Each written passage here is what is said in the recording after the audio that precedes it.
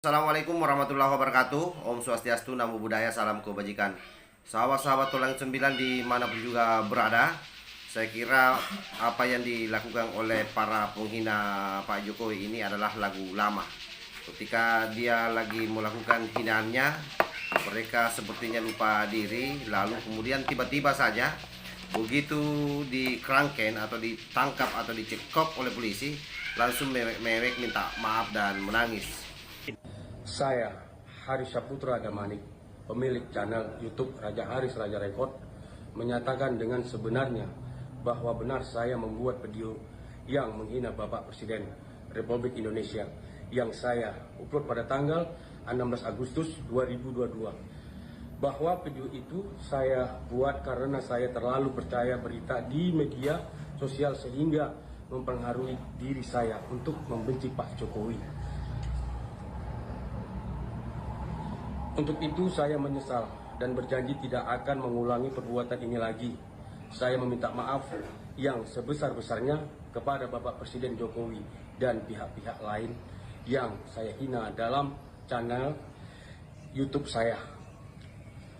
Sekali lagi, dari hati yang paling dalam, saya meminta maaf yang sebesar-besarnya kepada Presiden Jokowi. Salam saya, terima kasih. Nah, seharusnya mereka ini paham betul bahwa apa yang dia lakukan adalah penghinaan terhadap simbol negara. Artinya dari awal harusnya memahami risikonya. Dan pasti alasannya adalah dia terbawa arus oleh isu-isu di media sosial. Nah, padahal kalau saya itu alasan belaka, karena ada banyak konten-konten yang lain yang telah memberikan pelurusan terhadap informasi-informasi para penyebar hoaks di media sosial.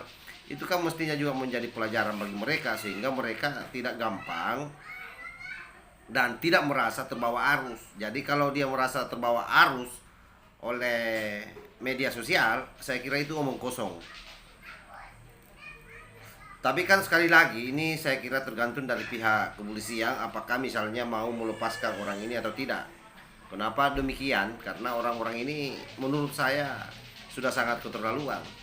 Simbol negara saja dia hinakan, apalagi yang lain. Itu kan sudah menjadi catatan sebenarnya bahwa orang-orang ini memang dari dulu mereka begitu ditangkap pasti ujung-ujungnya adalah minta maaf dan dikasih materi 10.000, sehingga tidak ada efek jerah. Dan bahkan kalaupun dihukum, misalnya seperti Habib Bahar Smith misalnya, Habib Rizik misalnya yang dihukum kemarin, itu juga tidak berapa tahun baru mereka sudah keluar. Jadi memang mereka menganggap bahwa ternyata melakukan hinaan terhadap negara, melakukan hinaan terhadap pemimpin atau penghinaan terhadap orang lain memang tidak seberapa ganjarannya, sehingga mereka semakin tidak terkendali.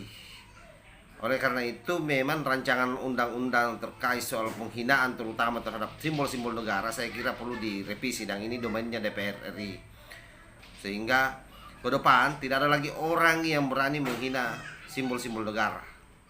Kan miris, misalnya Pak Jokowi, orang nomor 1 di Indonesia yang dihargai oleh pemimpin-pemimpin dunia, lalu kemudian sekelas kadrun biadab ini seenaknya saja menghina Pak Jokowi, lalu ketika ditangkap langsung minta maaf dan dimaafkan lagi.